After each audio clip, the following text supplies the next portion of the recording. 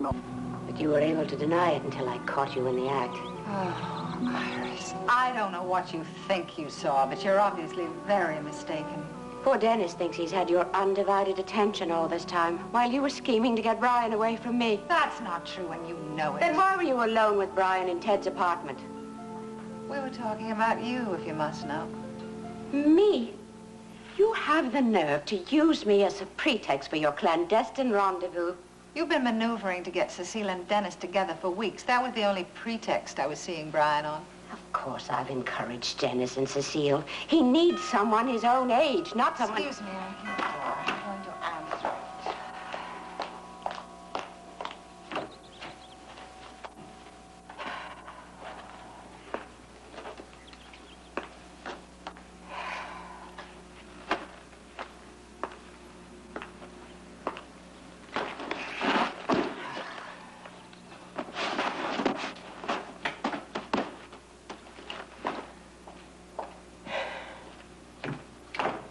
A lot of work to do. I don't have time to go on about Cecile and Dennis. You think I've been pushing them together, but they don't really need to be pushed. You admit that you encouraged Cecile to believe that Dennis is interested in her. Yes, I did. Yes, I thought as much, but she doesn't know how you operate. Dennis has eyes. He can see that Cecile is young and beautiful.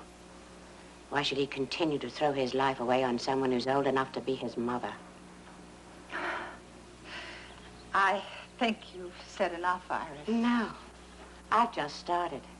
And I won't stop until I've made sure you lose both Brian and Dennis. Oh, no, you won't, Iris. You won't have any say at all in my life from now on. How long have you been there? Long enough to hear most of your nasty little diatribe, including your confession that you've deliberately made trouble for Dennis and Elena. You set this up as a trap. You knew Brian was coming by. That's not true. I came by to see her because of a shoplifting incident at the gallery.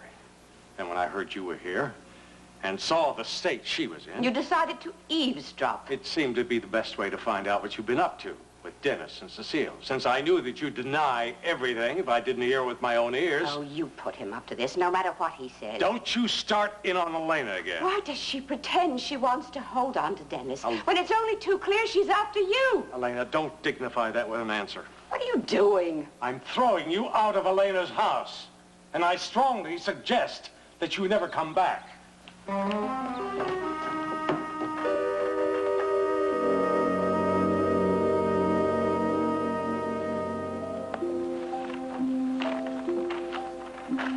When did you find the time to do all this? I managed. But when you're not working for Willis, you're over at the hospital with Vince. Mac, there's a lot of waiting time at the hospital. And that's when you put all this down? Well, it was really only a matter of organizing my thoughts. I had a pretty good idea of the kind of women's magazine I thought would catch on. Don't be modest, dear. You've marshaled your ideas very effectively. Are you sure about that? Because, I mean, if you've changed your mind, Mac, about the feasibility of putting out a magazine like this, you just say so. Really, I'll understand. I'm more convinced than ever. It's not only feasible, it has the potential of being a very worthwhile idea. Well, it's true. There's nothing quite like it out on the market. Have you thought of a name for it? No, but it is a magazine that's slanted toward housewives and mothers that work, so the name should reflect that. Right. You know, as I was reading your notes, I was wondering about something. What? Did taking care of Amanda help clarify your ideas about the need for this kind of a magazine? Well, one thing it made me realize is how hard it is to have a child and hold down a job at the same time. True. You've made a very convincing proposal. Thank you, Mac. And I'm not just flattering you, don't you think so? Are you sure? Absolutely. I'd say the same thing to any employee who brought me this kind of a presentation. Then you want to pass it on to Pat? Well, you know how interested she already is in it. You want to give it to her to furtherly develop it? You know, I did have another idea. Oh, I think she'd be an ideal person to handle it, don't you? Yes, but since this is your concept, how would you feel about working some more on it with her? Oh, well, Mac, I don't know anything about the publishing business. One would never know that by your presentation there. I have a job with Frame Enterprises. Yeah? You could work around that if you wanted to. You mean I could devote only part of my time to the magazine? That's right. Naturally, I'd insist on paying you our usual consultant's fee if you did that, though. Oh, Mac, I don't know. It's all so sudden. Want to talk with Pat about it first? Yes. I'll see if I can get her.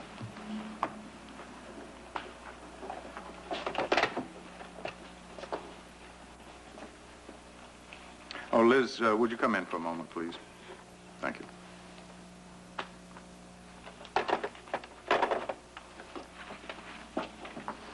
That's great. This one particularly is... Yes, ma'am. Liz, do you know if Pat is still in a meeting with Bob Marshall? No, he left her office about 10 minutes ago. I wonder then if she would be free now to see Janice. Well, she's working on Bob Marshall's manuscript since they've gone over the revisions. Oh, good. Then she can put that aside for a while.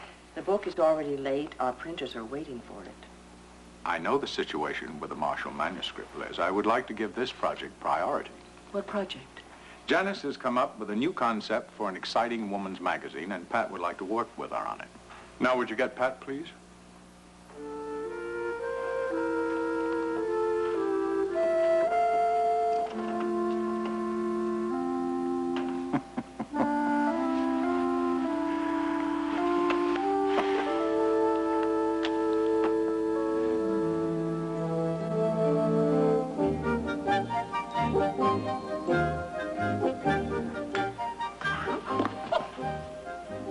Peekaboo. Peekaboo. Here's the bird's gonna come visit you. You're gonna tell him all about your visit to the zoo. Yeah. Gentle, gentle with the bird. Love the bird. That's right. Didn't you love the zoo today? You loved it, didn't you? Where's Clowny? Clowny dropped. Oh, you know who that is? That's Kirk. Kirk's come to visit us all the way from Bay City. Come on, he's right on time. We go say hello to Kirk, okay? All right? We have a nice party dress on. Another one, okay? All right? He sees your nice new haircut. And we unlock the chain. And we say, hello, Kirk. Hello. I'm June Laverty, Kirk's wife. How do you do? I wanted to meet the latest occupant of Kirk's little love nest.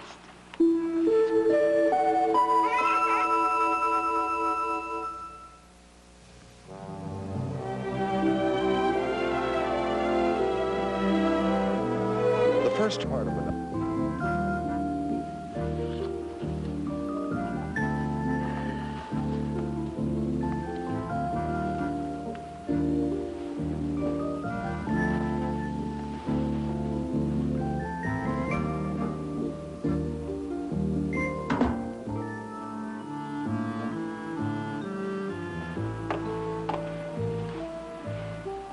I seem to have come at a bad time. Oh, no, my daughter always takes her nap every day at this time.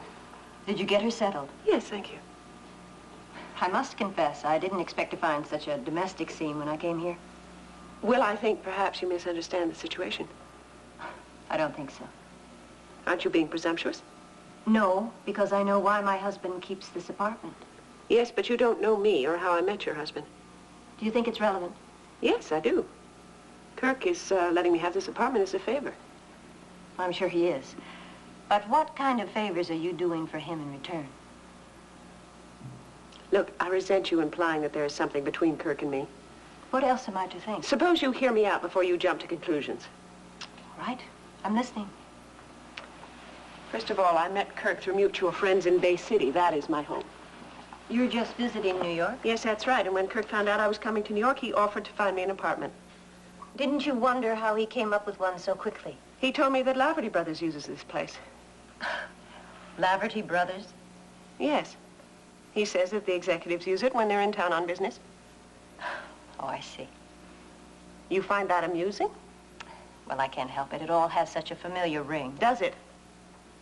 I've met indignation like yours coming from other inhabitants of this apartment.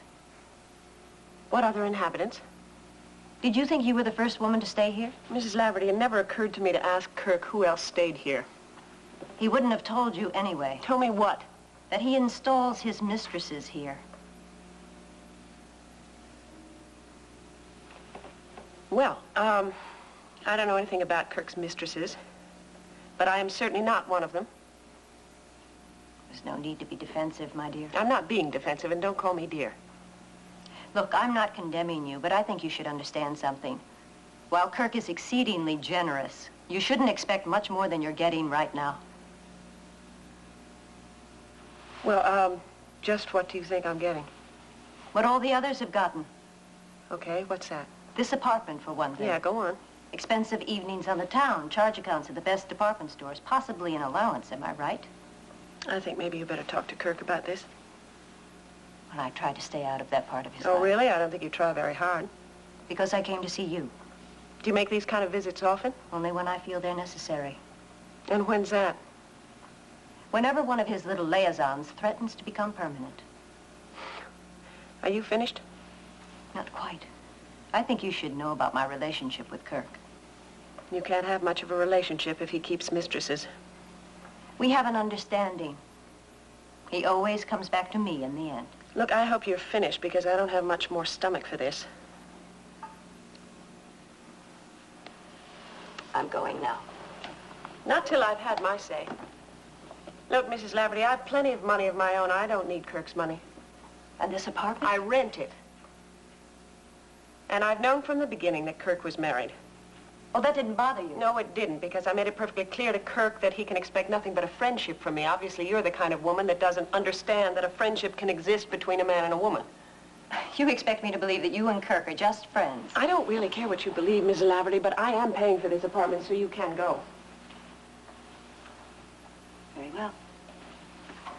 And Mrs. Laverty, you can tell Kirk for me, if you happen to see him, and that I will be vacating this apartment as soon as I can book a flight back to Bay City.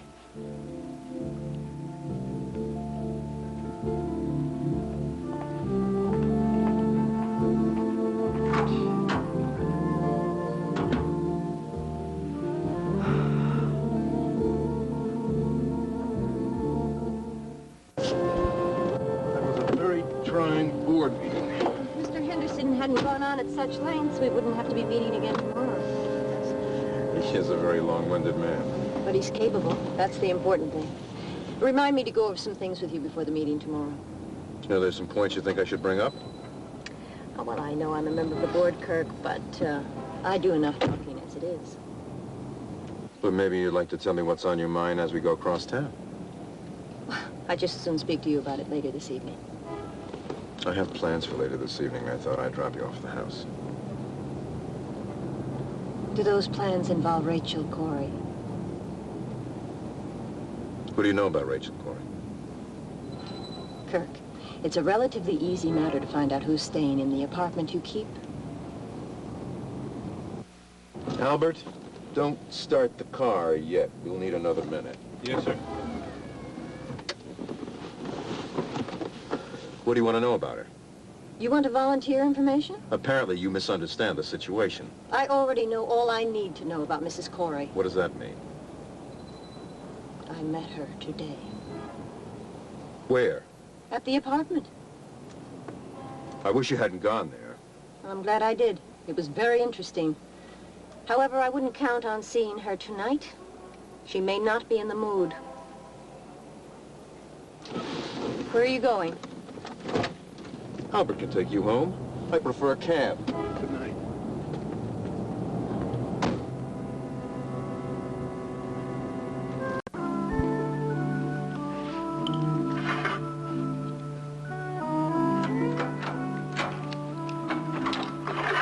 Anybody home? Hello, darling. Hi there. Well, what's all this? Oh, just a little something to tide you over until dinner. You're nice.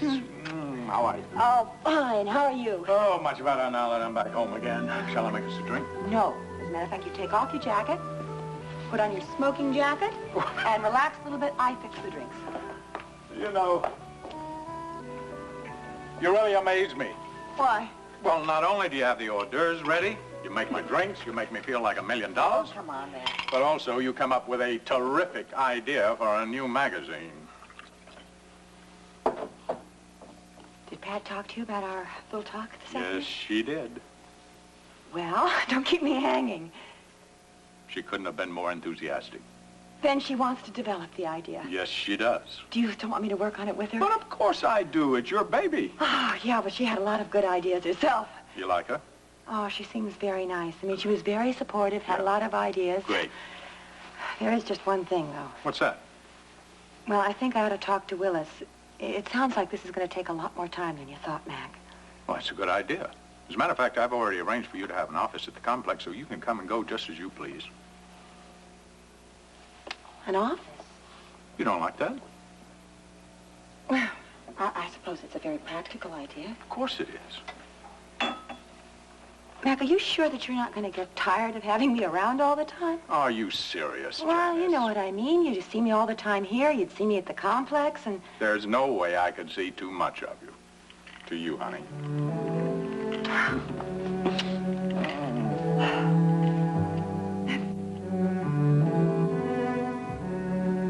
Yes, I want a direct flight to Bay City.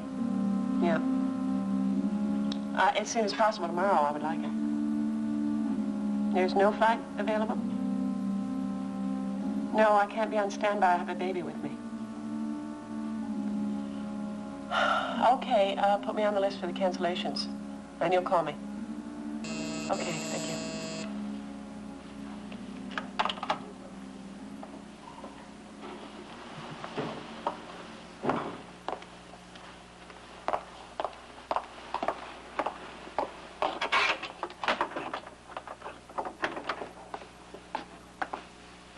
I'm not surprised by your cool reception, Rachel.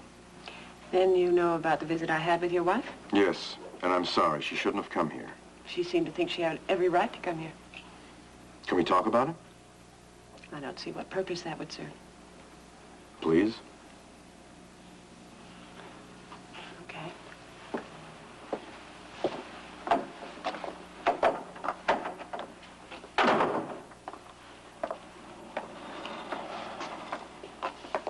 Have you been? Let's just get to the point, Kirk. All right. First of all, I'd like to apologize for June. You don't need to do that. I would have done the same thing if I were in her place. Now, she has a tendency to jump to conclusions about any new friends I have who happen to be female. Yeah, well, in my case, she was wrong. What did she say to you? She didn't tell you? No, I didn't give her a chance. I was too angry. Have you kept female friends in this apartment? Yes, on occasion. You told me you used this place only for business exclusively. Yes, I know I did. You were deceiving me then. No, not really. Pleasure and business sometimes overlap. You can understand that, can't you? No, I can't. Well, then let's say it's my lifestyle. Kirk, if I had known how you used this apartment, I wouldn't have agreed to stay here. I don't see how it matters who stayed here before. Because my presence implies something about our relationship that is not true. At one time, I had hoped it would become true. Yes, I know. I get the picture now. Now, wait a minute. Now, my feelings for you came from respect and admiration. You can save that speech, Kirk. I'm getting a flight out of here as soon as I can. I'll leave a check for the use of the apartment.